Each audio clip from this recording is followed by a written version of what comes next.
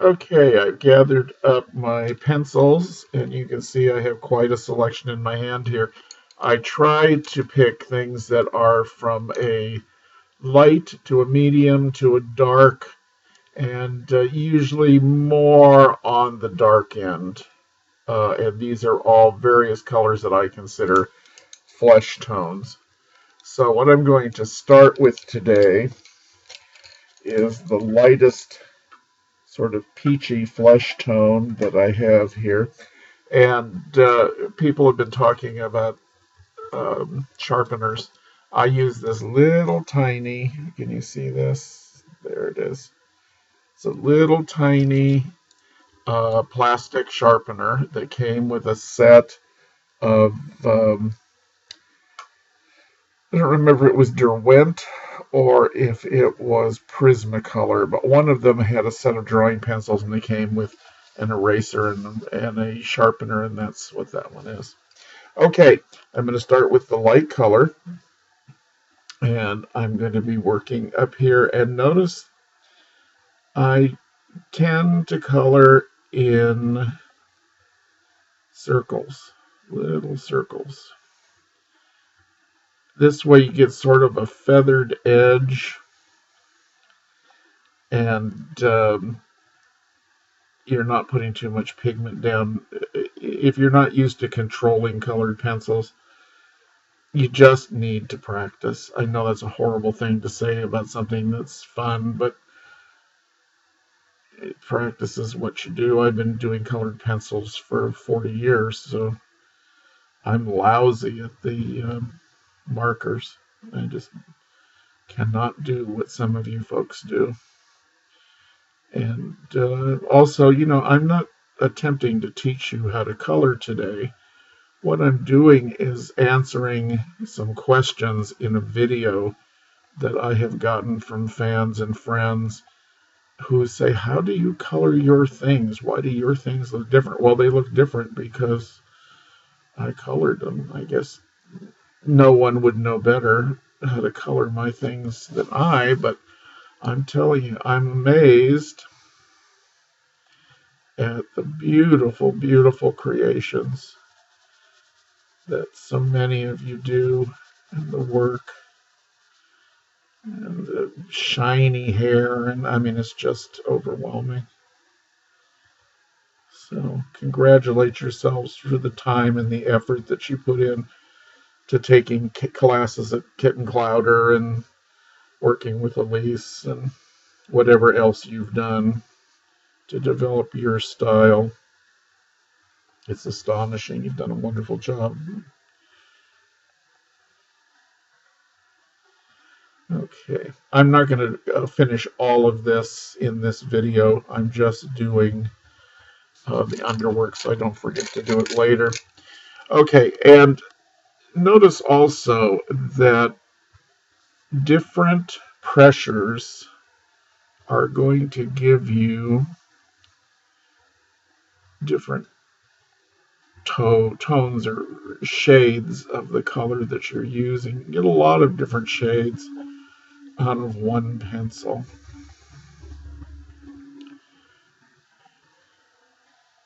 I love having these big sets of pencils, but frankly, I probably use the same 30 pencils over and over and over. Okay, I'm going to go to my medium. I like to put a point on it right before I use it. And especially if I'm going to be going into tight areas, then I like to have a point. Okay, now as you build up your darker colors, you're going to start molding the face as well. So I want to make sure that I have a shadow along the hairline. I think that the thing that I do is I don't think of this as coloring a flat surface. I think of coloring these just like I would make up this person if I was working on them in a chair, doing makeup for the stage. So it's sculpting and molding, and these women look beautiful on the stage, but frankly, they're normal gals, most of them. And makeup is amazing what it will do. And put on a $10,000 beaded gown and another $10,000 worth of feathers, and anybody would look great.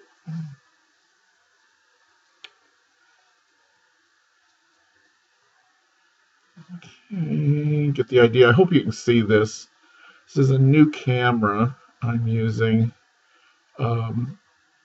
It's point to view, and it's wonderful. It has a wonderful articulated arm for a tripod, and I really like it, but I haven't decided yet if I like it for a camera to do tutorials with. I've been wanting to do tutorials for a long time because people ask, and I certainly like to give you what you ask for, especially since you're the guys that support me. My art is so important, and as you get older, you need that little bit extra to get along in the world, especially when you're living on a fixed income. Okie dokie, I'm going to do a little bit of pink now. And it's just pink. I really like this sort of color, and it seems like almost every company has it. This is my Flesh foundation. I also put this over here on the outside of the eye. This is the prettiest eye makeup. Back in the late 60s and 70s, and even into the 80s, notice that the eyelid has no color on it at all yet. It's white. Okay, I haven't done anything. I'm also going to underlay just a little bit of this on the lips and along her jawline. Okay, you want to be careful with the pink. I was saying about the eye makeup. It's a beautiful, soft eye makeup. And if any of you go out in the evening and you like a little bit more makeup than you might normally wear, you put a pink, usually the same pink that you blush with. You don't want to use raspberry, but a softer, more natural pink. You put that on the outside in here, and then you'll see as I do this, you bring in blue and you cross shade it, and then you go in with a dark, almost midnight blue in the crease. You can actually do it with lavender as long as it's fairly dark, or eggplant, but that pink and blue, where the pink and the color on the eyelid, is so flattering to most women. I'm surprised that more women don't do it, but makeup has changed. It's either smoky eyes or cat eyes, or I don't know what's in now. And you don't want to go out looking like a drag queen, so I understand. And husbands are annoying. They gripe all the time about their wives in makeup. Boy, you look at the pictures they look at in private. Those women have a pound of makeup on each eye, but of course they don't want their wives to look like a tart. So, men, what are you going to do with them? Okay, I hope you can see this, how this is growing. I am doing this eye more in a warm palette. I'm going to do a little tiny bit of blue, but I'm going to keep this a little warmer, a little more contemporary, and I'll show you in just a minute. Excuse me, I have to pick this up and get the stuff off of it. These are prints, by the way, that I printed off just like you would from my Zibbet shop, and these are done on Nina Bristol. And I love this stuff. It's inexpensive. It's $6.97 US for 250 sheets. It's really white. It takes the ink beautifully. The ink doesn't smear, and I'm telling you, I use a cheap inkjet printer. I bought one reconditioned from eBay, and I think I paid $39 for it. And I buy the ink so that every time I try to print something, the computer screams, you're using phony ink. And yeah, it's like, so what? When you stop charging $70 for a set of cartridges for your printer, then I'll go back to using your brand. But this ink works really well, just as the company promised it would. And I've liked it real well. So there you have it. It's my political statement for today. Okay, that was kind of a cinnamony brown sienna color that I used there. And I'm going to kind of buff this. This is called light magenta, I believe. But I just want to, I don't want to use a blender because I don't want to lose the light on her face. So I'm just going to buff that in a little bit and a little bit more back here. Okay, now I think this is the most confusing thing in the world. How does Rick draw lips? I don't know why it confuses people, but it does. So this tutorial, if it doesn't show you anything else, will show you how I do lips. Okay, this one is her top lip, obviously.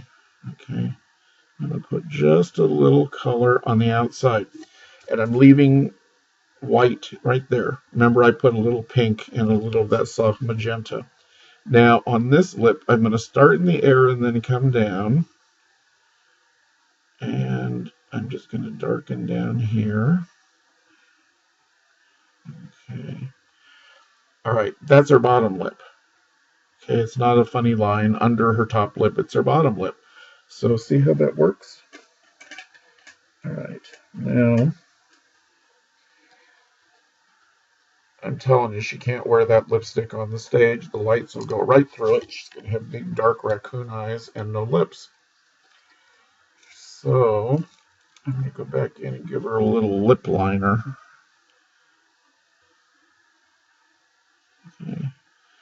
Most of these showgirly gals where I'm going to use the lip liner color and just a little bit of reinforcement in here.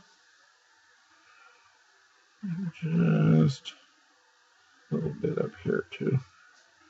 Most of these gals wear a lipstick color called LP1. If you were ever in a show in high school, you probably wore LP1 lipstick. It's pure red, clear red, and a beautiful color. But it works really well on stage. Nowadays, they have such good makeup that you don't have to do that anymore. They can use all different kind of colors. I'm putting a little light blue here just on the lower portion of the eye. Okay, and I'm just going to add a little bit of blue to the upper lid, a little bit down here, and a little under here. Notice it doesn't show up. It just turns kind of gray and helps with my sculpting. And then I want a sort of a navy blue. You cannot do eye makeup without a smudgy navy blue or gray coal color. So that goes in here too. And you always want to sort of feather it out into the crease. Okay, look at that. And the more you pull that out away from the eye, the more smoky and exotic she's going to look. Okay, so this is a fairly warm eye. I'm going to show you. Here's one that I did. Okay, you're looking at that one. Here's this one for you. I'm going to turn it this way so you can see it. Okay, there she is. And she's not done. I had to do a little bit more on the eyeball. And here's one with the hair that I did earlier. This eye is much bluer. See it? But the same idea. Okay, it's just a cooler eye, and this is a warmer eye. See the difference? It's kind of fun. You can see both at the same time. Okie dokie. I want to finish the eyeball.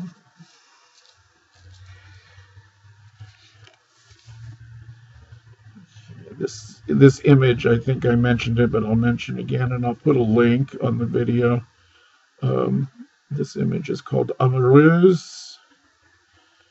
It is based on a lovely young French woman who appeared in the Lido di Paris in France, the new show called, well, it's not new anymore, it's 15 years old, called Bonheur, and she sings a beautiful song called Amoureuse, Falling in Love.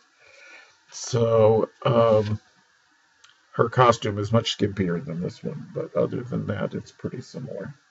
I'm going to make this one, you might have noticed she has red hair here. The actual lady in the show is blonde, but I had done her with red hair. This is all cinnamony colors, but I think that the blonde hair is going to show up better on camera, so I'm going to do blonde. Okay, same principle. You want to tone the hair, and I go straight up and down. This is different than doing it with a marker, or different than I would approach it with paint. But I go straight up and down, and I leave almost, again, white right in the center. That's a very light lemony yellow. Now I'm going to go to a mid-tone. If you happen to own this Digi, Amoureuse, this poor woman needs to fire her hairdresser. When I drew this, I didn't notice that I had cut a shelf. See it? Right along here into her hair. So the guy that cut that layer needs to be fired, and she needs to go to somebody else, because I don't know if the management at the Lido would have let her go on with this bad a haircut. So please don't emphasize that. Sort of shade it out so that it's not an embarrassment for this poor, beautiful young woman who probably spent $100 to get her hair cut on the Champs-Elysees, and some jerk ruined her. Someday I'll go back and fix that in Photoshop or something so it's not so obvious. Okay, I'm going to go a little darker.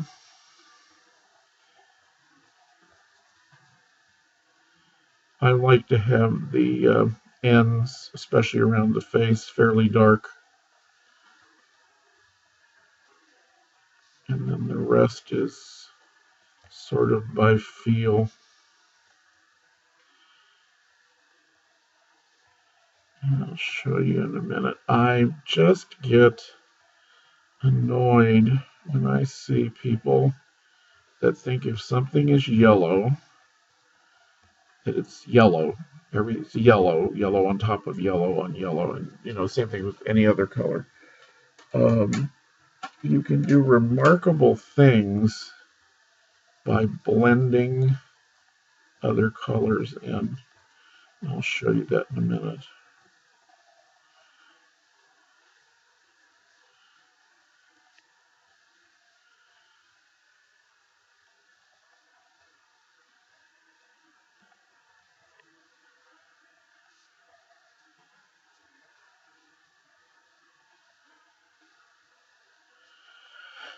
Now you can go on and on and on and on and on with this. In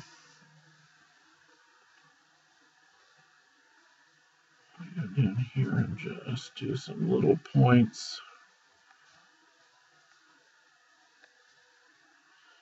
Dark pushes back, light comes forward. Okay.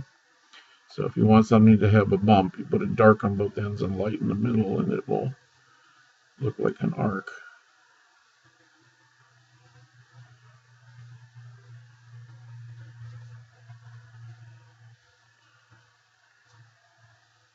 Okay, I think you get the idea, and I'm sure most of you can do this better than I can do it, so if it gives you any fresh approach to your work, then it was worth the time. Okay. I love turquoisey blue. Turquoisey blue is a wonderful color. His hair is fairly hot right now, so I'm just going to put a little bit of blue in the outside edge. Yes, I know, it turned it green. It's all right.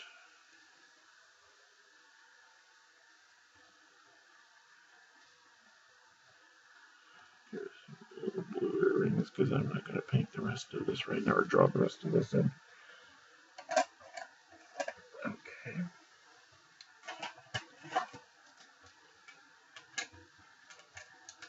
I'm going to get a little bit of purple or violet. Violet is the complementary color of yellow. And if you mix purple or violet with yellow, you get brown. So if you layer it, you're going to get a color that is not unlike brown. So it's a good way to add some texture and some depth to the hair. I actually like this one better than the first one that I did. I like the warmer eye. I'm surprised. My taste changes. Okay, so here she is as a redhead, and then here she is as a blonde. There's the blonde, and there's the red hair. Sorry, I want to make you seasick. Amazing, isn't it? I never thought that I would see showgirls disappear in my lifetime. When I was young, they were everywhere in Vegas and all over Europe, and now there's one show left in Vegas, Jubilee. And of course, you have to go to Paris if you want to see, real old-fashioned cabaret shows with scantily clad women and beautiful costumes and all that. But something to think about. They're not exploited; they're glorified, and they're absolutely gorgeous and mysterious creatures. And if you go someplace like the Lido di Paris, you're so close to the stage you can actually smell their perfume. And frequently they wear very expensive perfume because they get it at the stage door.